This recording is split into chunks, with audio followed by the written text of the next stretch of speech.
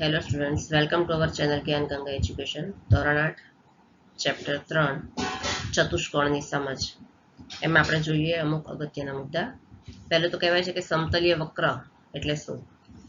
તો સમતલીય વક્ર કોને કહેવાય? કે સમતલ પર રહેલા જુદા જુદા બિંદુઓને પેન્સિલ વડે જોડવાથી મળતી આકૃતિને સમતલીય વક્ર કહે છે. સમતલ એટલે તમે કાંઈ પણ લઈ શકો. તો આપણે પાટી પેનથી પહેલા લખતા ને, તો પાટી એ સ્લેટ છે, કાં તો બોર્ડ છે, બ્લેક બોર્ડ, કે પછી સ્ક્રીન તમારી હોય કે કોઈ કાગળ હોય, બરાબર? એના પર તમે એક ધારો કે સમતલ છે, મારે બરાબર નહીં દોરાય, બરાબર? હવે એના પર રહેલા જુદા જુદા બિંદુઓ ને તમે જોડી દો તો એનાથી જે આકૃતિ બને એને શું કહેવાય છે? સમતલીય વક્ર. આને હું જોડી દઉં, બધા બિંદુને આમ જોડી દઉં છું, બરાબર? તો આ જે આકૃતિ બની એને આપણે શું કહીએ છીએ? સમતલીય વક્ર કહીએ છીએ. વક્રના 3 પ્રકાર કીધા છે. કયા કયા વક્ર છે? એક તો છે સાદો બંધ વક્ર, બીજો બંધ વક્ર અને ત્રીજો ખુલ્લો વક્ર. સાદો બંધ વક્ર એટલે શું કહેવાય? કે આપણે પેન્સિલથી બિંદુઓને જોડીએ ને, પેન્સિલ ઉપાડ્યા વગર જે આકૃતિ બને છે, બરાબર, એને આપણે શું કહીએ છીએ? સાદો બંધ વક્ર. આ ધારો કે છે તો સાદો બંધ વક્ર, છેડા બંધ છે, બરાબર? હું આ દોરું તો આ પણ છે સાદો બંધ વક્ર છે, બરાબર? પછી હું આ દોરું છું આવી રીતે, આમ આ પણ શું છે? સાદો બંધ વક્ર છે. કાં તો પછી બંધ વક્ર છે કે જેના છેડા બંધ હોય, બરાબર? તો આ બધા શું છે? બંધ વક્ર કહેવાય. પછી હું આવી રીતે આમ કરીને આવી રીતે દોરું, આમ કરીને આમ કરીને આમ, તો એના છેડા બંધ છે, નથી ને? તો આને શું કહેવાય? ખુલ્લો વક્ર. આવી રીતે આમ કરું છું, આમ, તો આ પણ છે ખુલ્લો વક્ર. જે છેડા બંધ નથી તેને આપણે શું કહીએ છીએ? ખુલ્લો વક્ર. અને હું આવી રીતે દોરું કે, બરાબર, આવી આકૃતિ દોરું તો શું કહેવાય? આને બંધ વક્ર છે પણ સાદો નથી, બરાબર? કેમ? કારણ કે બંને અહીંયા છેડા એકબીજાને ક્રોસ કરે છે. તો જ્યાં ક્રોસ કરે ને, બે રેખા એકબીજાને ક્રોસ કરતી હોય છે આકૃતિમાં, તો એ શું કહેવાય? એ સાદો વક્ર નથી કહેવાય, સાદો બંધ વક્ર ન કહેવાય, બરાબર? ચલો, હવે એના પછી કયો મુદ્દો સમજવાનો છે? હવે આવે છે બહુકોણ, બરાબર? બહુકોણ કોને કહેવાય? તો ફક્ત રેખાખંડોથી બનતા સાદા બંધ વક્રને શું કહેવાય છે? બહુકોણ. જો આ સાદો બંધ વક્ર રેખાખંડથી બનતા, બરાબર? જ્યાં કર્વ ન થતું હોય, જે બધી રેખાખંડ છે, આવી રીતે મેં આકૃતિ પહેલી છે, આવી રીતે આ રેખાખંડ, આ રેખાખંડ, આ રેખાખંડ, આ રેખાખંડ, બરાબર? બધી રેખાખંડ છે. હું આવી રીતે આમ દોરું, આવી રીતે આ રેખાખંડ અને પછી આમ ટર્ન લઈ લે તો આ રેખાખંડ છે, આ છે રેખાખંડ નથી, બરાબર? જે સ્ટ્રેટ લાઈન હોય રેખાખંડ, તો ફક્ત રેખાખંડોથી બનતા. શું કીધું છે? ફક્ત રેખાખંડોથી, સીધી લાઈન હોય ને, રેખાખંડોથી બનતા સાદા બંધ વક્રને, કેવા વક્રને? સાદા બંધ વક્રને બહુકોણ કહે છે. તો આ બધા છે, આ પણ રેખાખંડોથી બનેલો છે, સાદો બંધ વક્ર છે, બરાબર? અને આ પણ રેખાખંડથી બનેલો છે અને બંધ વક્ર છે. અને કેવો છે? સાદો. તો સાદો કયો નથી? કે જે અહીંયા આપણે જોઈએ કે રેખાખંડ એકબીજાને ક્રોસ કરે છે. આપણે આગળ જોયું હમણાં, અહીંયા પણ એકબીજાને ક્રોસ કરે છે. તો આ બધા છે એ બહુકોણ ન કહી શકાય, બરાબર? જ્યાં રેખાખંડ એકબીજાને ક્રોસ કરતી હોય તો એ બહુકોણ કહેવાય? ન કહેવાય, બરાબર? રેખાખંડ એકબીજાને ક્રોસ કરે તે બહુકોણ કહેવાય નહીં. પણ આ જે છે કે ફક્ત રેખાખંડથી બનતા સાદા બંધ વક્રને આપણે શું કહીએ છીએ? બહુકોણ કહીએ છીએ, બરાબર? જ્યાં સાદો બંધ વક્ર હોય અને બંને રેખાખંડ એકબીજાને છેદે નહીં, તો એ શું કહેવાય? એને બહુકોણ કહેવાય. અને રેખાખંડ એકબીજાને છેદે તો એ શું કહેવાય? બહુકોણ નથી, એવું કહેવાય. પછી છે વિકર્ણો. વિકર્ણો એટલે બહુકોણના ક્રમિક ન હોય તેવા શિરોબિંદુઓને જોડતા રેખાખંડને બહુકોણનો વિકર્ણ કહે છે. આ બહુકોણ છે, બરાબર? પહેલું એમાં ક્રમિક ન હોય તેવા શિરોબિંદુ. પહેલું શિરોબિંદુ આપણે આ લીધું છે, કયું? એસ છે આ, બરાબર? તો એના પછી કયું આવે છે? આર આવે છે, બરાબર? એટલે ક્રમિક ન હોય તેવા, તો એસ પછી એક છોડી દેવાનું શિરોબિંદુ, આર છોડી દેવાનું અને ક્યુ લેવાનું, બરાબર? તો આ બંને એકબીજાને જોડે છે ને, તો ક્રમિક ન હોય તેવા શિરોબિંદુને જોડતા રેખાખંડને એસ થી, અહીંયા આ રેખાખંડ એકબીજાને જોડે છે, આ બંને શિરોબિંદુને ક્રમિક નથી. એસ પછી આર નહીં પણ ક્યુ. તો એસ અને આ ક્યુ છે, બંને ક્રમિક નથી. તો એવા શિરોબિંદુઓને જોડતા રેખાખંડને વચ્ચે જે રેખાખંડ છે એને આપણે શું કહીએ છીએ? વિકર્ણ કહીએ છીએ, બરાબર? પછી પી છે, તો પી પછી ક્રમિક નહીં, ક્રમમાં કયું આવે? એસ આવે. તો પી પછી એસ છોડી દેવાનો અને આર લેવાનો, બરાબર. તો ક્રમિક ન હોય તેવા શિરોબિંદુને જોડતો રેખાખંડ અહીંયાથી આમ જાય છે પી થી આર સુધી, તો આ રેખાખંડને શું કહે છે? વિકર્ણ કહે છે, બરાબર. એવી રીતે અહીંયા પણ ઈ પછી એ બી સી ડી ઈ આવી રીતે છે ને, તો એ પછી બી છોડી દેવાનો અને સી ને જોડે. એ પછી બી આવે ને ક્રમમાં, તો બી છોડી દેવાનો અને સી ને જોડે, તો આ શું કહેવાય? આને વિકર્ણ. પછી એ થી ડી ને જોડે, તો આ પણ એડી છે, પણ શું છે? વિકર્ણ છે. મારા આડી લાઈન છે. પછી બી થી આપણે જોઈએ તો બી પછી બી ની બાજુમાં કયા છે? એ છે અને સી છે, તો બંનેને બી ની આજુબાજુ જે હોય ને બંનેને છોડી દેવાના, અને બી ની બંને બાજુ એક એકને શિરોબિંદુને છોડીને એની પછીના વિકર્ણોને જોડે, શિરોબિંદુને જોડે, એને શું કહેવાય? વિકર્ણ. પછી ડી, બરાબર. તો આને શું કહીએ આપણે? વિકર્ણ કહીએ. સી ની આજુબાજુમાં કયા છે? સી ની બાજુમાં બી છે, તો એને નહીં જોડવાનો, અને સી ની બાજુમાં ડી છે, તો એને પણ નહીં જોડવાનો, તો એ સિવાયને બંનેને જોડી દેવાના, સી થી એ અને સી થી ઈ, બરાબર. એટલે ક્રમિક ન હોય તેવા શિરોબિંદુને આપણે જોડીએ એવા રેખાખંડને શું કહે છે? બહુકોણનો વિકર્ણ કહે છે. ધારો કે આમ ચોરસ દોરું છું હું, બરાબર. આ મેં ચોરસ દોર્યું, હું એ લખું એ બી સી ડી, તો એ પછી આ શિરોબિંદુ છે એ બી સી અને ડી, તો એ પછી બી આવે ને, તો બી ને નહીં લેવાનો, ક્રમિક ન હોય તેવો. પણ સી આવે છે, તો એ થી સી ને જોડી દો, બરાબર. તો આ શું છે? એનો વિકર્ણ છે. ડી થી એ ને નહીં લેવાનો, ડી થી સી ને નહીં લેવાનો, તો એ નહીં પણ બી ને લઈએ તો આ છે વિકર્ણ છે, બરાબર. એટલે ક્રમિક ન હોય તેવા શિરોબિંદુને જોડતા રેખાખંડને શું કહે છે? વિકર્ણ કહે છે. એટલે આ જે લાઈન છે વચ્ચે, એને આપણે શું કહીએ છીએ? વિકર્ણ કહીએ છીએ, બરાબર. જો એ રીતે અહીંયા પણ કે પછી કે કોને જોડે છે? કે પછી એન છે કે ની બાજુમાં, અને કે ની બાજુમાં એલ છે, તો આ બંનેને નહીં લેવાના, એની બાજુમાં ન હોય તે શિરોબિંદુને જોડે છે, એમને જોડે છે, બરાબર ને. આને શું કહેવાય? એને શું કહે છે? આપણે વિકર્ણ કહે છે, બરાબર છે. વિકર્ણ. ચલો હવે પછી આવે છે અંતર્મુખ અને બહિર્મુખ બહુકોણ. તો સૌથી પહેલા અંતર્મુખ બહુકોણ કોને કહેવાય? તેનો પહેલો પોઈન્ટ છે કે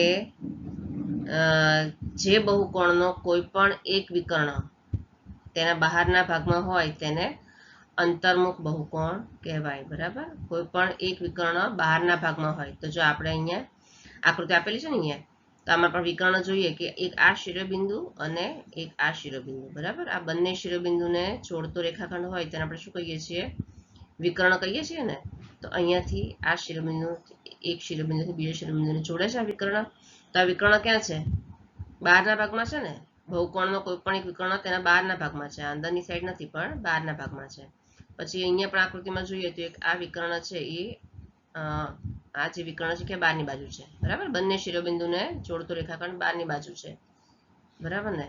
તો આ પણ વિકર્ણ ક્યાં છે? બહારની બાજુ. એવી રીતે દરેક આકૃતિમાં તમે જોઈશો કે કોઈ પણ એક વિકર્ણ, બાકી બધા અંદર છે, પણ એક વિકર્ણ છે એ બહારની બાજુ છે, બંને શિરોબિંદુને બહારની બાજુ જોડે છે. અહીંયા પણ બંને શિરોબિંદુને બહારની બાજુ જોડતો રેખાખંડ વિકર્ણ બહારની બાજુ છે, બરાબર. એટલે જે બહુકોણનો કોઈ પણ એક વિકર્ણ તેના બહારના ભાગમાં હોય, કોઈ પણ એક વિકર્ણ કીધું છે, તેને શું કહે છે? અંતર્મુખ બહુકોણ કહે છે. તો આને શું કહે છે? આ બધી આકૃતિઓ શેની છે? અંતર્મુખ બહુકોણની.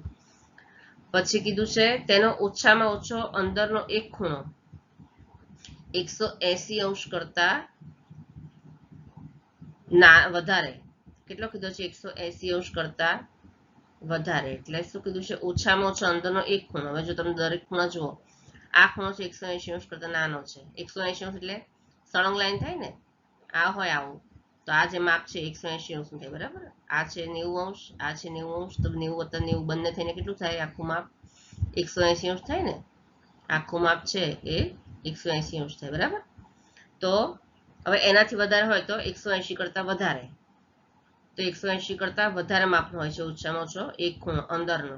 તો આ જો આપણે સળંગ લાઈન, આ જે છે એ સળંગ લાઈન અહીંયા થઈ, બરાબર. તો આ 180 થયો, પણ એની કરતા વધારે છે. આ તો અહીંયા પણ એક બીજો ખૂણો પડે છે, 180 પ્લસ બીજો અહીંયા ખૂણો પડે છે, તો 180 કરતા વધારે થયો ને. એવી રીતે આ તમે જુઓ તો અહીંયા 180 થાય, પણ એના કરતા વધારે છે પાછો, તો 180 કરતા વધારે. એ રીતે આ પણ 180 કરતા વધારે છે બરાબર. દરેક માપ કેવું છે 180 કરતા, દરેકમાં ઓછામાં ઓછો અંદરનો એક ખૂણો 180 કરતા કેવો છે વધારે માપનો હોય છે. શેમાં? અંતર્મુખ બહુકોણમાં. એવી રીતે જોઈએ આપણે બહિર્મુખ બહુકોણ. તો બહિર્મુખ કોને કહેવાય? કે જે બહુકોણનો કોઈ પણ વિકર્ણ તેના બહારના ભાગમાં ન હોય, એક પણ વિકર્ણ બહારની બાજુ નથી, તો તે બહુકોણને શું કહે છે? બહિર્મુખ બહુકોણ કહે છે. જો અહીંયા આ વિકર્ણ આપણે જોઈએ તો આ લઈએ તો એના વિકર્ણ ક્યાં હોય છે? એક અહીંયા છે, બાજુના બંને છોડી દેવાના બરાબર. એક અહીંયા છે, એક અહીંયા છે બરાબર. પછી આને જોઈએ તો એક અહીંયા છે, એક અહીંયા છે, એક અહીંયા છે. ટૂંકમાં બહારની બાજુ એક પણ વિકર્ણ છે નહીં, બધા અંદરની બાજુ જ છે. અહીંયા આપણે જોઈએ તો એક વિકર્ણ અહીંયા છે બરાબર, એક અહીંયા છે. તો દરેક આકૃતિમાં જોશો એક પણ વિકર્ણ એનો બહારની બાજુ આવશે નહીં, તો એને શું કહે છે? તો આવાને બહિર્મુખ વિકર્ણ, બહિર્મુખ બહુકોણ કહે છે કે એક પણ વિકર્ણ એનો બહારની બાજુ નથી આવતો. પછી શું કહે છે કે તેના બધા જ અંદરના ખૂણા 180 કરતા ઓછા માપના હોય. અંદરના ખૂણા તમે જુઓ તો આ કેટલો માપનો છે? 90 છે. તો 180 કરતા ઓછા માપનું થયું ને. દરેક ખૂણાનું માપ 180 કરતા ઓછું થયું. જો અહીંયા પણ જુઓ 180 કરતા ઓછું, 180 કરતા ઓછું. સ્ટ્રેટ લાઈન હોય તો 180 એના કરતા નાનું માપ છે દરેકનું બરાબર. તો દરેક ખૂણાનું માપ કેવું છે? 180 કરતા ઓછું હોય છે. તો એને શું કહે છે? બહિર્મુખ બહુકોણ કહે છે. જો અહીંયા ચાર્ટ આપેલો છે, શું છે ઉપર? કે આપણે બહુકોણનું વર્ગીકરણ તેની બાજુઓ અથવા શિરોબિંદુઓની સંખ્યાના આધારે કરીએ છીએ. જો કોષ્ટકમાં શું છે? સૌથી પહેલા અહીંયા બાજુઓ અથવા શિરોબિંદુઓની સંખ્યા, કેટલી બાજુઓ છે અથવા જેટલી બાજુઓ એટલા જ શિરોબિંદુ હોય. એમાં સૌથી પહેલું 3 છે. તો આમાં જો 3 બાજુઓ કેટલી છે? 3, 1, 2 અને 3 બાજુ છે ને. અને એ રીતે જેટલી બાજુ છે તો શિરોબિંદુ પણ કેટલા છે? 1, 2 અને અહીંયા 3 બરાબર. 3 શિરોબિંદુઓ છે. તો એને આપણે શું કહીએ છીએ? ત્રિકોણ કહીએ છીએ. એવી રીતે બાજુઓ અને શિરોબિંદુઓ 4 હોય તો એને આપણે શું કહીએ છીએ? ચતુષ્કોણ બરાબર. એવી રીતે પંચકોણ, ષટકોણ, સપ્તકોણ, અષ્ટકોણ બરાબર. અહીં આકૃતિમાં તમને ચાર્ટમાં એવી રીતે જેટલા ખૂણા અને જેટલી બાજુ અને જેટલા શિરોબિંદુ હોય એ રીતે આપણે એને નામથી બોલાવીએ છીએ. એ રીતે એનું વર્ગીકરણ કરીએ છીએ. અષ્ટકોણ, નવકોણ, 10 કોણ બરાબર. એ રીતે જેમ જેમ ખૂણા વધતા જાય, બાજુ અને શિરોબિંદુ વધતા જાય, એવી રીતે એને આપણે નામ આપીએ છીએ. એ રીતે 10, 11, 12, 13 એવી રીતે n અનંત સુધી n કોણ હોય બરાબર ને. n કોણ સુધી આપણે એને એનું વર્ગીકરણ કરી શકીએ છીએ. એના પછી આવે છે નિયમિત અને અનિયમિત બહુકોણ. તો નિયમિત બહુકોણ કોને કહેવાય? કે જે નિયમિત બહુકોણ સમકોણીય અને સમબાજુ હોય છે. કેવા કોણ? એટલે ખૂણો સમકોણીય અને સમબાજુ હોય છે. એટલે કે તેની અંદરના બધા જ ખૂણાના માપ કેવા હોય છે? સરખા. અને બધી જ બાજુઓના માપ પણ સરખા હોય છે. જો એના નિયમિત બહુકોણને આપણે એક્ઝામ્પલ આપેલું છે આકૃતિ દોરીને. જો આમાં બધા જ ખૂણા, અંદરના ખૂણા કેવા હોય છે? સરખા. આ ખૂણો તમે જુઓ કે આ ખૂણો બરાબર, ખૂણા સરખા છે એ બતાવવા માટે આ રીતે બતાવી છે. દરેક ખૂણાના માપ, અંદરના દરેક ખૂણાના માપ કેવા હોય છે? સરખા. અને બધી બાજુઓ પણ, તો બધી બાજુ એક સરખી જ છે બરાબર. તો દરેક ખૂણા અને દરેક બાજુઓના માપ કેવા હોય છે? સરખા હોય છે. એ રીતે અહીંયા પણ જુઓ તો અહીંયા પણ દરેક ખૂણા અને દરેક બાજુઓના માપ સરખા છે. તો આ બંને શેના ઉદાહરણ છે? નિયમિત બહુકોણના. એ રીતે આપણે ચોરસ લઈ લઈએ. ચોરસમાં ચારે ચાર બાજુઓ કેવી હોય છે? સરખી હોય છે બરાબર. તેમાં પણ દરેક બાજુના માપ કેવા હોય? સરખા હોય ને. અને અંદરના દરેક ખૂણા આપણે જોઈએ તો એ પણ સરખા હોય છે બરાબર. તો સમકોણીય અને સમબાજુ હોય છે. એને શું કહે છે આપણે? નિયમિત બહુકોણ. પછી છે અનિયમિત બહુકોણ. તો અનિયમિત બહુકોણ એટલે કે સમકોણીય અને સમબાજુ હોતા નથી. એની દરેક બાજુ અને દરેક ખૂણા સરખા હોતા નથી. તમે પહેલું આ જુઓ એની આકૃતિ, તો આ બે ખૂણા સરખા છે અહીંયા બરાબર. પણ આ ખૂણો સરખો છે, આ બાજુ સરખો છે નથી ને, આ ખૂણો અલગ છે. પછી આ બે બાજુ સરખી છે પણ આ બાજુ છે પછી અલગ છે, આ બંને બાજુ પણ અલગ છે બરાબર. એટલે દરેક ખૂણા દરેક બાજુ સરખી હોતી નથી. એ રીતે તમે આ આકૃતિ જુઓ તો એમાં પણ બે સામસામેની બાજુ સરખી છે પણ બધી બાજુ સરખી નથી. દરેક ખૂણા પણ સરખા નથી. આપણે સામાન્ય ઉદાહરણ લઈ લઈએ તો લંબચોરસ આપણે લઈ લઈએ તો એમાં પણ તમે જુઓ કે સામસામેની બે બાજુ સરખી છે બરાબર, પણ ચારેય બાજુ સરખી નથી બરાબર. એવી રીતે આ બે બચ્ચા ખૂણામાં પણ એવું છે. દરેક ખૂણા અને દરેક બાજુ એમાં સરખી હોતી નથી, તો આપણે એને શું કહીએ છીએ? અનિયમિત બહુકોણ કહેવાય છે. પછી આવે છે બહિષ્કોણ કોને કહેવાય? તો બહિષ્કોણ કોને કહેવાય? એ લખેલું છે, બહુકોણની કોઈ પણ એક બાજુને લંબાવતા મળતા ખૂણાને બહિષ્કોણ કહે છે. જો અહીંયા આપણે બહુકોણની આકૃતિ છે, બરાબર, એની આપણે કોઈ પણ એક બાજુને લંબાવી દઈએ. ધારો કે એક બાજુ છે એને આપણે આ બાજુ છે ને ઉપરની બાજુ એને આમ કરીને લંબાવી દઈએ, બરાબર, આવી રીતે. તો આ જે ખૂણો પડે એને શું કહીએ છીએ આપણે? બહિષ્કોણ કહેવાય. એને શું કહેવાય? બહિષ્કોણ. બરાબર. આ અંદરનો ખૂણો જે પડે એને આપણે શું કહીએ? અંતઃકોણ. આને શું કહીએ છીએ? અંતઃકોણ. બરાબર. એટલે જેમ કે આ બાજુ લંબાઈ દઉં, આ બાજુ છે એને આપણે લંબાઈ દઈએ, તો અહીંયા જે ખૂણો પડે એને શું કહેવાય? બહિષ્કોણ. એવી રીતે આ બાજુને લંબાઈ દઉં, આવી રીતે આમ, તો અહીંયા જે ખૂણો પડે એને શું કહેવાય? બહિષ્કોણ. તો દરેક બાજુને આપણે કોઈ પણ એક બાજુને તમે લંબાવો અને એ બાજુને લંબાવતા જે વચ્ચે ખૂણો પડે એને આપણે શું કહીએ છીએ? બહિષ્કોણ. આ બાજુ જાય છે અને હું આને આ બાજુને લંબાઈ દઉં અને અહીંયા જે ખૂણો પડે એ શું છે? બહિષ્કોણ. એવી રીતે આ બાજુ લંબાવો તો અહીંયા જે ખૂણો પડે છે એને શું કહે છે?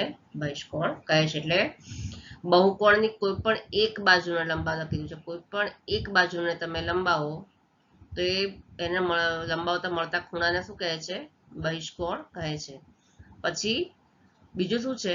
બહુકોણના બધા જ બહિષ્કોણના માપનો સરવાળો 360 થાય છે. બધા ખૂણાના બધા બહિષ્કોણના માપનો સરવાળો કેવો થાય છે? પહેલું બહિષ્કોણ, આ બીજું, ત્રીજું, ચોથું, પાંચમો અને છઠ્ઠો. આ બધા શું કહે છે? કે બધા જ બહિષ્કોણના માપનો સરવાળો કેટલો થાય છે? હંમેશા બધાનો તમે સરવાળો કરો ને ટોટલ, તો કેટલો થાય? 360 જ થાય છે. ચલો આજે હવે ચાલુ કરીએ છીએ આપણે અહીંયા સ્વાધ્યાય 3.1. પહેલો પ્રશ્ન છે, અહીં કેટલીક આકૃતિઓ આપેલ છે, બરાબર? જો અહીંયા આકૃતિ આપેલી છે, કેટલી આપેલી છે? 1 થી 8 સુધી, બરાબર ને? પછી એના નીચે શું લખેલું છે? પ્રત્યેકનું નીચે દર્શાવેલ આધાર પ્રમાણે વર્ગીકરણ કરો. હવે આકૃતિ જોઈ એના પરથી આપણે વર્ગીકરણ કરવાનું છે. પહેલું આપણે કીધું છે સરળ વક્ર. તો સરળ વક્ર કયું કહેવાય? તો કે જે આપણે પેન્સિલ ઉપાડ્યા વગર આપણે જે આકૃતિ દોરીએ અને એમાં જે પેન્સિલ ઉપાડવાની નહીં અને ક્યાંય લાઈન એકબીજાને છેદે પણ નહીં તેવી આકૃતિ હોય તો એને આપણે શું કહીએ છીએ? સરળ વક્ર કહીએ છીએ. બરાબર. બરાબર. હવે હું ધારો કે આમ કઈ નામ દોરું તો એકબીજાને છેદે છે તો સરળ કહેવાય? ન કહેવાય. પછી હું આમ સર્કલ કરું ડબલ, પેન્સિલ ઉપાડી પડી તો આપણને સરળ વક્ર કહેવાય નહીં. પેન્સિલ ઉપાડ્યા વગર તમે જે આકૃતિ દોરો કે જ્યાં લાઈન એકબીજાને છેદે નહીં તેને શું કહેવાય? સરળ વક્ર. તેવી આકૃતિઓ કઈ કઈ છે? આ પહેલી છે, બરાબર, બીજી છે, પછી ત્રીજી નથી ને, ત્રીજી નથી કેમ કે એમાં ડબલ સર્કલ છે તો સર્કલ તમારે હાથ ઉપાડવો પડે છે. ચોથી પણ નથી કારણ કે બંને લાઈન એમાં લાઈન એકબીજાને છેદે છે. પછી પાંચમી છે, છઠ્ઠી પણ છે હે ને, સળંગ હાથ ઉપાડ્યા વગર આપણે દોરી છે. સાતમી પણ છે, આઠમી નથી, ઉપર નીચે સર્કલ છે, વચ્ચે લાઈન છે, તમારે હાથ ઉપાડવો પડે. બરાબર. તો સરળ વક્રમાં કઈ કઈ આકૃતિ આવશે? આકૃતિ નંબર 1, 2, 3, 4 નહીં આવે, 5, 6 અને 7. આ શેમાં આવશે? સરળ વક્રમાં. પછી સરળ બંધ વક્ર. તો બધી બંધ આકૃતિ છે, કોઈ પણ છેડો ખુલ્લો નથી, હે ને? ખુલ્લો વક્ર કોને કહેવાય? કે જ્યાં આપણે છેડો બંધ ન હોય તેને આપણે શું કહીએ છીએ? ખુલ્લો વક્ર. પણ બધામાં અહીંયા છેડા બંધ છે તો આ બધા સરળ બંધ વક્રના જ છે. તો એમાં પણ એની જ આવશે બધી 1, 2, 5, 6 અને 7. બરાબર. પછી છે બહુકોણ, ત્રિસી. તો બહુકોણ કોને? બહુકોણની આકૃતિ કઈ છે? તો બહુકોણ કોને કહેવાય? કે ફક્ત રેખાખંડથી બનતા સાદા બંધ વક્રને, કે જેમાં ખાલી રેખાખંડનો ઉપયોગ જ થયો હોય, બીજા કોઈ જો અહીંયા આમાં પહેલામાં છે બધા રેખાખંડ જ છે, બધી સ્ટ્રેટ લાઈન જ છે ને. બીજામાં પણ બધા રેખાખંડ છે. ત્રીજામાં રેખાખંડ છે ના, કર્વ છે લાઈન, હે ને? પછી ચોથામાં રેખાખંડ છે પણ સાદો બંધ વક્ર નથી, બરાબર, સરળ નથી, એટલે લાઈન છેદે છે તો એ ચોથો પણ નથી. પછી પાંચમો છે એમાં રેખાખંડ જ નથી, તો રેખાખંડથી બનતો સરળ બંધ વક્ર હોય એને શું કહેવાય? બહુકોણ. પછી છઠ્ઠામાં બે રેખાખંડ છે પણ અહીંયા કર્વ છે, બરાબર, તો એ પણ રેખાખંડ આમાં પણ નથી, તે પણ નથી. સાતમામાં આ બંને રેખાખંડ છે પણ અહીંયા કર્વ છે તો આ પણ નથી, અને આઠમું પણ નથી. તો બહુકોણમાં શું શું આવશે? ખાલી 1 અને 2, બરાબર, 1 અને 2 આ બે જ આવશે. બે આકૃતિ છે એ બહુકોણની છે. પછી છે બહિર્મુખ બહુકોણ. તો બહિર્મુખ બહુકોણ કોને કહેવાય? જો અહીંયા આકૃતિ નંબર 2 છે ને એ બહિર્મુખ બહુકોણની છે. આકૃતિ નંબર બીજી એ બહિર્મુખ બહુકોણ છે. બહિર્મુખ બહુકોણ કોને કહેવાય? કે આપણે જોયું હતું એમાં કે તેના બધા જ અંદરના ખૂણા 180 કરતા ઓછા માપના હોય. દરેકના પહેલા આપણે ખૂણા જોઈ લઈએ, ઓછા માપના છે, 180 કરતા ઓછા છે દરેકના માપ, બરાબર. દરેકના માપ 180 કરતા ઓછા છે અને કોઈ પણ વિકર્ણ તેના બહારના ભાગમાં નથી. અને એક પણ વિકર્ણ તમે જુઓ તો દરેક વિકર્ણ ક્યાં છે? અંદરની બાજુ જ છે. તો કોઈ પણ વિકર્ણ બહારની બાજુ છે નહીં. તો આ આકૃતિ છે 2 નંબરની આકૃતિ એ બહિર્મુખ બહુકોણ છે. એ જ રીતે આપણે જોઈએ કે અંતર્મુખ બહિર્કોણ. તો અંતર્મુખમાં આપણે શું જોયું હતું કે આકૃતિમાં કોઈ પણ અંદરનો ખૂણો 180 કરતા મોટો છે. તો આ છે 180 કરતા મોટો, બરાબર. તો 1 નંબરની આકૃતિ છે એ શું છે? અંતર્મુખ બહિર્કોણની છે, બરાબર. હવે છે દાખલા નંબર 2. શું છે પ્રશ્નમાં? નીચે દર્શાવેલ પ્રત્યેકને કેટલા વિકર્ણ છે તે જણાવો. એમાં પહેલું છે બહિર્મુખ ચતુષ્કોણ. તો એમાં કેટલા વિકર્ણ છે? તો આપણે શું લખવાનું? પહેલા બહિર્મુખ ચતુષ્કોણ. ચતુષ્કોણમાં કેટલી બાજુ હોય? 4 બાજુ હોય ને. આપણે શું લખવાનું અહીંયા કે બહિર્મુખ ચતુષ્કોણની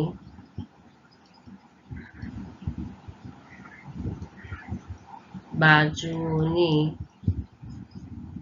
સંખ્યા કેટલી છે? બરાબર 4. બરાબર. ચતુષ્કોણમાં કેટલી 4 બાજુ હોય?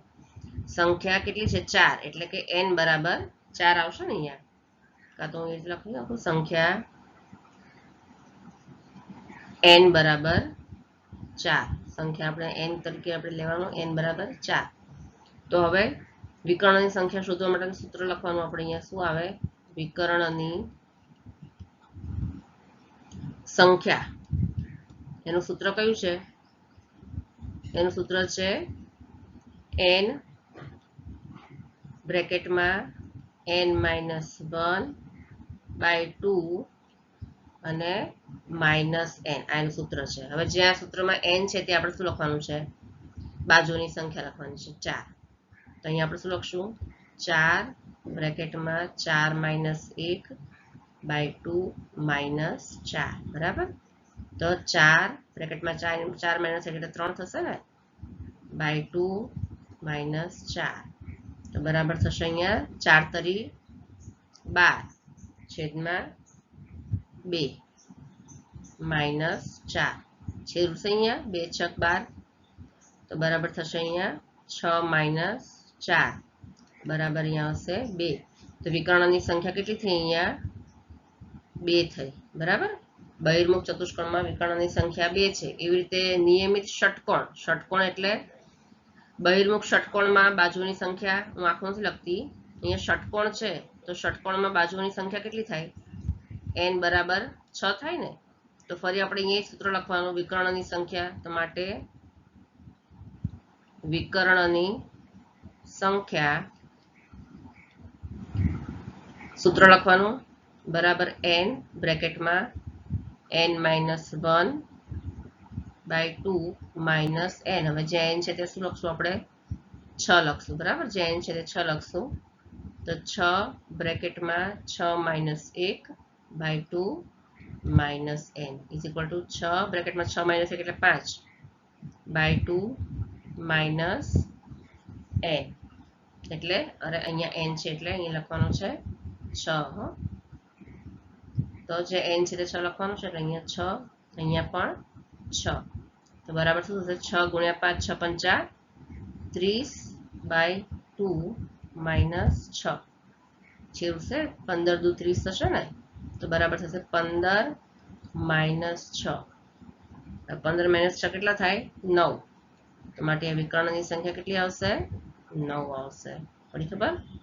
એ જ રીતે અહીંયા પણ ત્રિકોણ છે. તો ત્રિકોણ છે એટલે બાજુની સંખ્યા કેટલી થશે? ત્રિકોણમાં કેટલી બાજુ હોય? 3. તો અહીંયા બાજુની સંખ્યા n બરાબર થશે 3 થશે. તો માટે વિકર્ણની સંખ્યા કેટલી થશે? વિકર્ણની સંખ્યા બરાબર ફરી આપણે સૂત્ર લખવાનું n બ્રેકેટમાં n માઇનસ 1/2 અને માઇનસ n, જે n છે તેમાં શું લખશું? 3 લખશું, બરાબર? તો 3 બ્રેકેટમાં 3 માઇનસ 1/2 માઇનસ માઇનસ n છે તેમાં શું લખશું? 3 લખશું, માઇનસ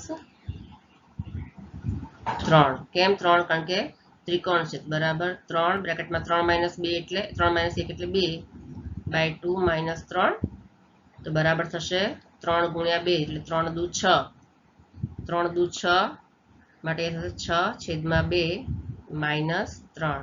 એ છે રૂટ છે 2 તરી 6, તો બરાબર થશે 3 માઇનસ 3 થશે. 3 માઇનસ 3 કેટલા થાય? 0. માટે અહીંયા વિકર્ણ ત્રિકોણ છે, ત્રિકોણમાં વિકર્ણની સંખ્યા કેટલી થશે? 0 થશે, બરાબર? પ્રશ્ન ત્રીજો, બહિર્મુખ ચતુષ્કોણના ખૂણાના માપનો સરવાળો કેટલો થાય? હવે જો ચતુષ્કોણ બહિર્મુખ ના હોય તો શું આ ગુણધર્મ લાગુ પડશે? તો આપણે આગળ જોયું ને કે બહિર્મુખ ચતુષ્કોણના ચારેય ખૂણાના માપનો સરવાળો કેટલો થાય? 360. તો આપણે શું લખવાનું જવાબ એનો? બહિર્મુખ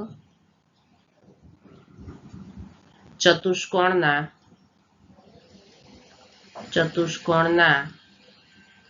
ચારેય ખૂણાના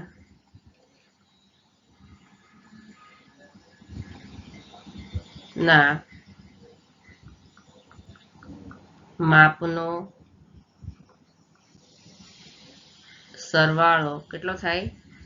360 અંશ થાય છે, બરાબર? કેટલો થાય કીધો છે? તો 360 અંશ થાય. અને શું લખવાનું? જો ચતુષ્કોણ બહિર્મુખ ચતુષ્કોણ ન હોય ને તો પણ આ નિયમ લાગુ પડે છે, બરાબર? જો ચતુષ્કોણ બહિર્મુખ ચતુષ્કોણ ના હોય તો પણ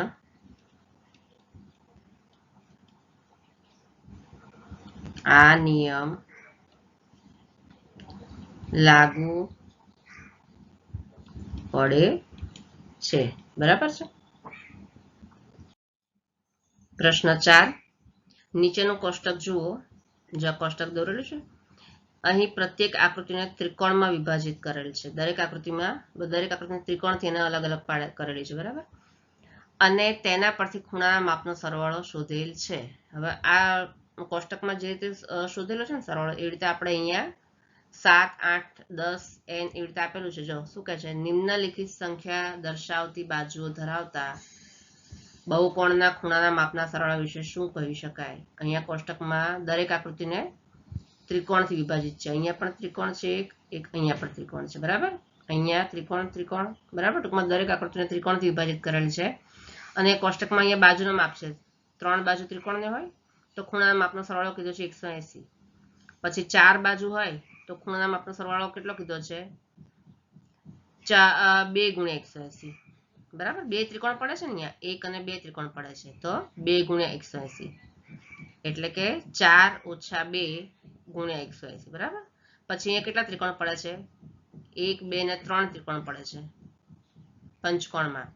અહીંયા બાજુ લખી છે 5 અને 3 ત્રિકોણ પડે છે એટલે 3 ગુણ્યા 180 લખ્યા છે. પછી ષટકોણમાં 1, 2, 3, 4 ત્રિકોણ પડે છે, તો 4 ગુણ્યા 180 એવું લખ્યું છે. અને બ્રેકેટમાં 6 માઇનસ 2 ગુણ્યા 180, 6 માઇનસ 2 થાય ને 4 ગુણ્યા 180. હવે આવી રીતે તમને ખૂણાના માપનો સરવાળો કીધો છે, તે રીતે આપણે અહીંયા પણ દરેકના માપનો સરવાળો આપણે ખૂણા આપેલા છે. 7 ખૂણા હોય તેનો સરવાળો, 8 ખૂણાનો સરવાળો, 10 ખૂણા હોય તો, અને n હોય તો એનો આપણે આ રીતે સરવાળો શોધવાનો છે. સૌથી પહેલા 7 હોય તો એમાં એ કેટલા છે? 7, બરાબર? 7 બાજુવાળા બહુકોણના ખૂણાના માપનો સરવાળો બરાબર 7 બાજુ છે. 7 બાજુવાળા બહુકોણના ખૂણાના માપનો સરવાળો કેટલો થાય? 7 - 2 બરાબર ને, જેટલા ખૂણા -2 7 - 2 ગુણ્યા 180 આપણે કોષ્ટકમાં એવી રીતે આપેલું છે, જેટલી બાજુ હોય એટલા -2, 4 બાજુ છે તો 4 - 2, અહીંયા 5 બાજુ છે પંચકોણમાં તો 5 - 2, ષટકોણમાં 6 - 2, એવી રીતે 7 બાજુ હોય તો 7 - 2 બરાબર, 8 હોય તો 8 - 2 એવી રીતે. તો બરાબર અહીંયા કેટલા આવશે? 7 - 2 એટલે 5 ગુણ્યા 180, 5 ગુણ્યા 180 એટલે 18 × 5 90 થશે ને, બરાબર 18 × 5 90 અને 1 શૂન્ય ઉમેરી દેવાનું 180 નું, તો અહીંયા કેટલા શું જવાબ આવશે? 900 ડિગ્રી બરાબર. પછી એવી રીતે બી માં કેટલી બાજુ કીધી છે? 8 બાજુ કીધી છે. બી કેટલી છે? 8. હું આખો નથી લખતી, તો અહીંયા એનો સરવાળો કેટલો થાય? તો બરાબર થશે જેટલી બાજુ છે એટલા -2, 8 - 2 ગુણ્યા 180 એમ થશે ને, તો બરાબર કેટલા થશે? 8 - 2 એટલે 6, 6 ગુણ્યા 180 અંશ, તો બરાબર 18 × 108 અને 180 ને શૂન્ય ઉમેરી દેવાનું 180 બરાબર આવશે. પછી સી કયો છે? સી માં કેટલી બાજુ કીધી છે? 10, અહીંયા 10 કીધી છે. 10 બાજુ ધરાવતા બહુકોણના ખૂણાનો 10 બાજુ હોય તો એના માટે શું કરવાનું? 10 - 2, જેટલી બાજુ હોય એટલા -2 કરવાના ગુણ્યા એને 180 હારે ગુણી નાખવાના, તો 10 - 2 બરાબર 8 ગુણ્યા 180 અંશ બરાબર. તો 18 ગુણ્યા 8 કેટલા થાય? 144 અને 180 નો 0 લગાડી દેવાનો પાછળ બરાબર છે. અને છેલ્લું ડી છે, એમાં કેટલી બાજુ કીધી છે? n બાજુ વાળી, n બાજુ કીધી છે, તો શું આવશે? બરાબર 10 નહીં, n બાજુ છે ને, તો n - 2 આવશે. શું આવશે? n - 2 અને ગુણ્યા 180 અંશ, તો એનો જવાબ આ જ આવશે બરાબર. અહીંયા કોઈ સંખ્યા નથી, ખાલી n જ છે, તો n - 2 ગુણ્યા 180 બરાબર. આ રીતે આપણે દાખલા નંબર 4 કરવાનો છે. પ્રશ્ન નંબર 5 છે, નિયમિત બહુકોણ એટલે શું? એવા નિયમિત બહુકોણનું નામ આપો જેમાં 3 બાજુ હોય, 4 બાજુ હોય અને 6 બાજુ હોય. ચલો, નિયમિત બહુકોણ એટલે આપણે આગળ ઇન્ટ્રોડક્શનમાં જોઈએ કે જે સમકોણીય અને સમબાજુ હોય તેવા બહુકોણને શું કહે છે? નિયમિત બહુકોણ કહેવાય છે બરાબર. શું આવશે? જેમાં ખૂણાઓના માપ સમાન હોય બરાબર. દરેક ખૂણાના માપ કેવા હોય? સરખા. ખૂણાઓના માપ અને બાજુઓની લંબાઈ, દરેક ખૂણા સરખા હોય અને દરેક બાજુઓની લંબાઈ પણ સરખી હોય અને બાજુઓની લંબાઈ સમાન હોય તેને શું કહે છે? નિયમિત બહુકોણ કહે છે. તેને નિયમિત બહુકોણ કહે છે બરાબર. હવે 3 બાજુ હોય એવા નિયમિત બહુકોણને શું કહેવાય? ત્રિકોણ કહેવાય. શું કહેવાય? એ આપેલું છે પહેલું, જેને 3 બાજુ હોય એવા નિયમિત બહુકોણને શું આપણે કહીએ છીએ? 3 બાજુ વાળાને ત્રિકોણ. પછી કઈ બાજુ કીધી? 4 બાજુ. 4 બાજુ જેને હોય એવા નિયમિત બહુકોણને આપણે શું કહીએ છીએ? ચોરસ બરાબર, ચોરસ કહીએ છીએ. અને 6 બાજુ હોય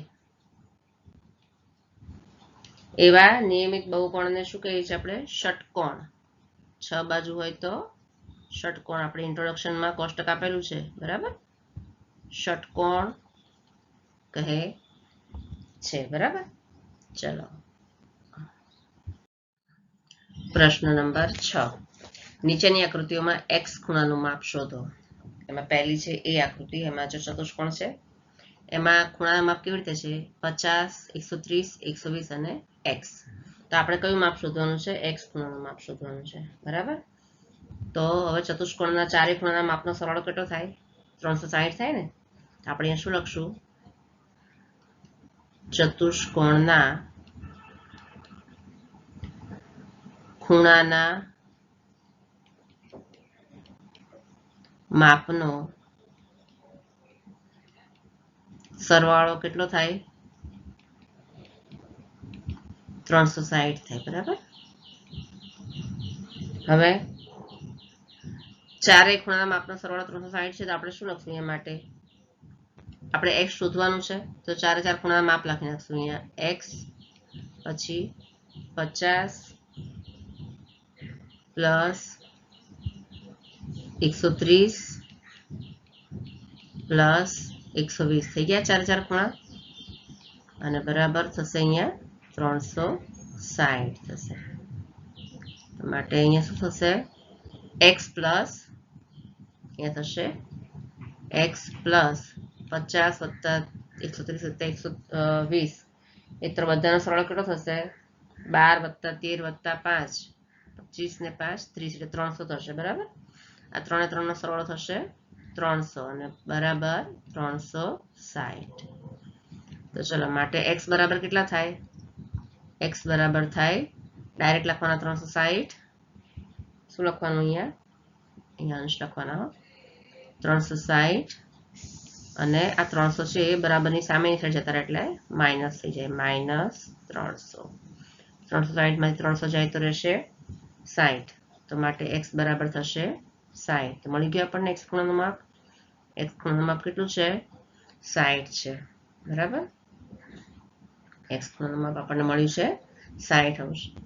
હવે બીજો છે, જો અહીંયા x, અહીંયા દરેક ખૂણાનું માપ છે, એકમાં એકનું માપ છે 60 70 x, અને અહીંયા શું છે? અહીંયા કાંઈ નથી, પણ અહીંયા કાટખૂણો બતાવેલો છે, બરાબર. તો કાટખૂણાનું માપ કેટલું હોય? હંમેશા 90 હોય.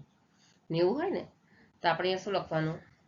ચતુષ્કોણના કાટખૂણાનું માપ આપ્યું નથી, પણ આપણે કાટખૂણો 90 આપણે સમજી શકીએ. કાટખૂણો છે એટલે 90 છે, તો ફરી આપણે અહીંયા ફરી એ રીતે લખવાનું. ચતુષ્કોણના ખૂણાના માપનો સરવાળો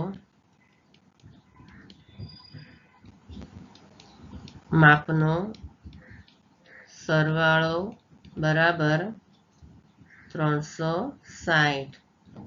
તો માટે શું થશે અહીંયા? એક મિનિટ, આ લીટો થઈ ગયો.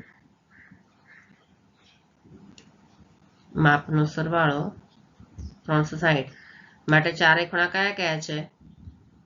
x પ્લસ 70 પ્લસ 60 અંશ પ્લસ અહીંયા આપણે જોયું ને કાટખૂણો છે એટલે આનું માપ કેટલું હોય? 90 જ હોય. તો આપણે લખી દેવાના 90 અંશ બરાબર 360 અંશ, બરાબર. તો માટે x પ્લસ 70 વત્તા 60 વત્તા 90 એટલે 6 12 ને 13 ને 10 22, તો 220 થશે. ત્રણેયનો સરવાળો થશે અહીંયા 220 બરાબર 360. તો માટે x બરાબર કેટલા થશે? અહીંયા અંશ માટે x બરાબર થશે અહીંયા 360 અંશ, અને 220 સામે જતા રહેશે, પ્લસના માઇનસ થઈ જશે, માઇનસ 220 અંશ. તો માટે x બરાબર કેટલા થશે?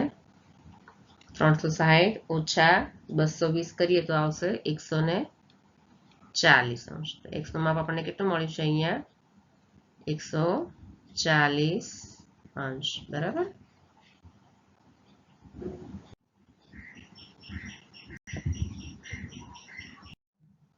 હવે c આપેલો છે. અહીંયા પણ આકૃતિ છે શેની છે? પંચકોણની છે. 5 ખૂણા પડે છે ને, તો આપણે શું લખવાનું? આપેલ આકૃતિ પંચકોણની છે, બરાબર છે. તો પંચકોણના ખૂણાના માપનો સરવાળો કેટલો થાય? પંચકોણના ખૂણાના માપનો સરવાળો બરાબર 540 થાય, 540 અંશ થાય છે. હવે અહીંયા જો 5 ખૂણાના માપનો સરવાળો કરવાનો છે. 5 ખૂણા આપેલા છે. સૌથી પહેલા અહીંયા આપેલા છે x અને અહીંયા પણ x. તો x વત્તા x કેટલા થાય? 2x થાય ને. 2x પ્લસ પછી ઉપર આપેલા છે 30 આપેલા છે. તો આપણે અહીંયા લખવાનું પ્લસ 30. પછી પ્લસ જો અહીંયા આપેલા છે 12ની બાજુ ખૂણાનું માપ આપ્યું છે 70. તો 12ના ખૂણાનું માપ વત્તા અંદરના ખૂણાનું માપ બંને થાય તો કેટલું થાય ટોટલ? 180 થાય ને. તો આપણે શું કરવાનું? 180 ઓછા 70 કરવાના. અંદરના ખૂણાનું માપ કરવું હોય તો 180 ઓછા 70 કરીએ તો આવશે 110. બરાબર. તો અહીંયા લખશું આપણે 110 પ્લસ હવે અહીંયા 12નું માપ આપેલું છે 60. બરાબર. તો અંદરનું કેટલું થશે? 180 ઓછા 60 કરવાના. તો કેટલા થાય? 120 થાય. તો પ્લસ આપણે અહીંયા લખશું 120. બરાબર. બરાબર થશે 540. ચલો માટે 2x બરાબર 2x પ્લસ 30 વત્તા 110 વત્તા 120 આ બધાનો સરવાળો કરીએ તો થશે 260 બરાબર 540 તો માટે 2x ઇઝ ઇક્વલ ટુ કેટલા થાય? 540 ઓછા આ 260. બરાબર. સામેની બાજુ જતા રહે એટલે પ્લસના માઇનસ થઈ જાય. 260 છે બરાબરની સામે જતા રહે એટલે પ્લસ છે અને બધા માઇનસ સાઇન થઈ જાય. તો માટે x બરાબર કેટલા થાય? 540 ઓછા 260 કરીએ તો થાય 280 થાય. બરાબર. અને x ની બાજુમાં 2 છે એ સામે જતા રહે એટલે ગુણાકારની બદલે ક્યાં જતા રહે? ભાગાકારમાં જતા રહે. તો હવે 28 ક્યારે આવે? 14 28 થાય ને. 14 28 અને 0 છે એમને એમ લખી દેવાનો. તો આવશે 140. તો માટે x બરાબર આવશે માટે અહીંયા લખશું આપણે x બરાબર 140 અંશ. x નું માપ આપણે કીધું છે ને. તો x બરાબર કેટલા આવશે? 140 અંશ આવશે. એ રીતે અહીંયા ડી માં આકૃતિ આપેલી છે એ પણ પંચકોણની જ છે. તો આપણે અહીંયા પણ શું લખીશું? આપેલી આકૃતિ પંચકોણની છે. બરાબર. તમારે આખું લખવાનું પંચકોણની છે. હવે પંચકોણના ખૂણાના માપનો સરવાળો ફરી એનું એ જ. પંચકોણમાં ખૂણાના માપનો સરવાળો કેટલો થાય? સરવાળો બરાબર 540 અંશ. તો માટે શું લખવાનું અહીંયા? જો અહીંયા આપેલું છે x. બરાબર. અહીંયા માપ આપેલું છે ને x ખૂણાના માપનું x. પણ હવે અહીંયા બધા જ ખૂણા એક સરખા છે. બરાબર. એટલે દરેકનું માપ સરખું છે. અહીંયા x છે તો દરેક ખૂણાના માપનું માપ કેટલું હશે? x જ હશે. બરાબર. દરેક ખૂણાનું માપ અહીંયા સરખું છે. એકનું માપ x આપેલું છે એનો અર્થ એવો કે દરેકે દરેક ખૂણાનું માપ x જ છે. તો 5 વાર લખી દેવાના x plus x plus x. 5 ખૂણા છે ને 1 2 3 4 અને 5 અને બરાબર એનો સરવાળો થાય છે 540. તો એ લખી દેવાના. તો માટે અહીંયા શું લખશું? 5 વાર x છે એટલે 5x બરાબર 540 અંશ. તો માટે x બરાબર કેટલા આવશે? 540 અને x ગુણાકારમાં છે સામે જાય તો ભાગાકારમાં થઈ જશે. બરાબર. 540 ભાગ્યા 5. 540 ભાગ્યા 5 કરીએ તો આવશે 108. 5 એકા 5 પછી 5 ના ટેબલમાં 4 નહીં આવે એટલે 0 અને 5 ના 5 અઠ્ઠા 40 થઈ ગયા 108. માટે x બરાબર આવશે 108 અંશ. x નું માપ મળી ગયું આપણને. માટે અહીંયા x બરાબર દરેક ખૂણાનું માપ કેટલું આવશે? 108 અંશ. દાખલા નંબર 7 છે. જો એમાં એક ત્રિકોણ આપેલું છે. બરાબર. એમાં બે ખૂણાના માપ આપેલા છે. શું પૂછ્યું છે? x plus y plus z શોધો. તો x y અને z ક્યાં છે? બહારની બાજુ છે. હે ને. અહીંયા ખૂણાના માપ આપેલા છે 90 30. બરાબર. તો અહીંયા 90 આપેલું છે. 90 આપેલું છે તો આપણને ખબર પડી જાય કે બહારનું કયું હશે. કારણ કે બંનેનો સરવાળો કરીએ તો 180 થાય. બરાબર ને. એટલે 90 આપેલું છે તો બહારનું કેટલું થશે? 180 માઇનસ 90 કરીએ તો આપણને x મળી જાય. પછી એ રીતે અહીંયા 30 આપેલું છે તો ઝેડ શોધવો હોય તો 180 - 30 કરી આપણને ઝેડ મળી જાય ને, અને બે ખૂણાનું માપ આપેલું હોય ત્રિકોણમાં તો ત્રીજા ખૂણાનું માપ પણ મળી જાય. એટલે અહીંયા જે ખૂણા આપેલા છે ને બહારની બાજુ આપેલા છે, તો આપણે શું શોધવાનું છે? x + y + z, જે બહારની બાજુના ખૂણા છે, બરાબર, એ આપણે શોધવાના છે. તો અહીંયા આપણે શું લખશું કે ત્રિકોણના ખૂણાના, ચલો શું લખશું આપણે? ત્રિકોણના ખૂણાના સરવાળાના ગુણધર્મ પ્રમાણે પડી ખબર? જો 90 આપેલું છે તો આપણે 90 + બીજો જે x કરીએ તો 180 થાય, તો x શોધવા માટે 180 - 90 કરીએ તો આપણને x મળે, બરાબર. એવી રીતે દરેક બારના ખૂણા આપેલા છે, આપણે શોધવાના છે. ત્રિકોણના ખૂણાના સરવાળાના ગુણધર્મ પ્રમાણે શું, કયું સૂત્ર આપણે લખવાનું? 180 - x, બરાબર, એવું કરવું પડે ને. પછી પ્લસ 180 - y અને પ્લસ 180 - z બરાબર ટોટલ ત્રિકોણના ત્રણેય ખૂણાનો સરવાળો કેટલો થાય? 180, બરાબર. કેમ આમ કર્યું? કારણ કે જે ખૂણા છે એ બહારની બાજુ છે, હે ને. આમ અંદરની બાજુના ખૂણા હોય તો x + y + z = 180 થાય, પણ આ ક્યાં છે? ખૂણા બહારની બાજુ છે, એટલે આપણે શું લખ્યું? 180 - x + 180 - y + 180 - z બરાબર 180, બરાબર. તો હવે શું થશે?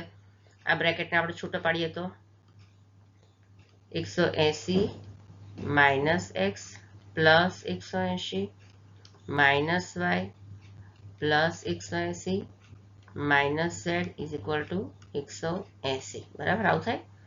તો હવે શું થશે? 180 + 180 + 180, 3 ને 3 180 છે, અથવા તો આ 180 નું આ બાજુ લઈ લઉં છું, બરાબર. બરાબરની આ બાજુ 180 છે, એને આ બાજુ સામેની સાઈડ લઈ લઈએ તો શું થશે? માટે 180 + 180, જેટલા 180 છે ને એ બધાને આપણે બાજુ બાજુમાં લઈ લેવાના છે, પ્લસ 180, અને આ 180 છે આ બાજુ આવી જાય એટલે પ્લસના માઇનસ થઈ જશે ને, -180, પછી બરાબર x, y અને z સામે જતા રહેશે, -x ના +x થાય, -y ના +y થાય, અને -z ના +z થાય. કેમ? કારણ કે બરાબરની સામે સાઈડ જાય છે એટલે બધાના ચિહ્ન બદલાઈ જશે, x + y + z, બરાબર. તો માટે શું થાય? આ +180 અને -180 બંને કેન્સલ થઈ જશે, બરાબર. 180 - 180 0 થઈ જાય, તો શું રહેશે? 180 + 180 કેટલા થાય? 180 + 180 360 થાય, બરાબર. 18 દુ 36 + 1 0 થાય 360, બરાબર x + y + z, બરાબર. તો માટે આપણને શું શોધવાનું કીધું છે? આપણે ઊંધું લખી દઈએ ને, x + y + z = 360 ડિગ્રી, બરાબર. આ આપણને શોધવાનું કીધું છે, આપણને મળી ગયું છે. એવી રીતે આપણે બીજો જોઈએ, શું કીધું છે? x + y + z + w શોધો. હવે આ શું છે? ચતુષ્કોણ છે, હે ને, ચાર બાજુ છે ને, તો આ શું છે? ચતુષ્કોણ. તો હવે જે રીતે આપણે ત્રિકોણના ખૂણાના સરવાળાના ગુણધર્મ પ્રમાણે લખ્યું એવી રીતે હવે શું કરવાનું? ચતુષ્કોણની બાજુઓ અને ખૂણાઓના સરવાળાના ગુણધર્મ. જો બાજુ આપણે આપેલી છે અને ખૂણા, અહીંયા પણ x, y, z ક્યાં આપેલા છે? બહારની બાજુ. x, અહીંયા y, બરાબર. જો x બહારની બાજુ છે, અહીંયા x છે, y પણ બહારની બાજુ છે, અને z પણ બહારની બાજુ છે.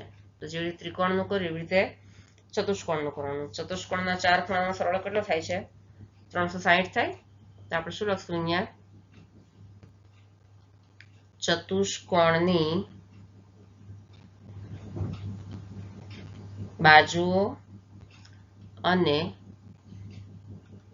ખૂણાઓના સરવાળાના ગુણધર્મ પ્રમાણે, અહીંયા લખશું નીચે શું આવશે? 180 - x plus 180 minus y plus 180 minus z plus 180 minus W, W છે ને ચોથો અહીંયા છે ડબલ્યુ, બરાબર, માઇનસ ડબલ્યુ. હવે બરાબર 360, બરાબર, ચતુષ્કોણ છે એટલે અહીંયા આવશે બરાબર 360. તો માટે શું થશે, બ્રેકેટ છૂટો પાડી દેવાનો આપણે પાછો અહીંયા પણ. તો આપણે લખશું 180 માઇનસ એક્સ પ્લસ 180, એનું જ લખું છું, ખાલી આપણે બ્રેકેટ કાઢી નાખું છું, minus y plus 180 minus z plus 180 minus ડબલ્યુ બરાબર 360, બરાબર. ચલો હવે 180 પ્લસ 180 પ્લસ 180 પ્લસ 180 બધું બાજુ બાજુ લખી દેવાનું, બરાબર. તો માટે 180 પ્લસ 180 પ્લસ 180 પ્લસ 180, બરાબર.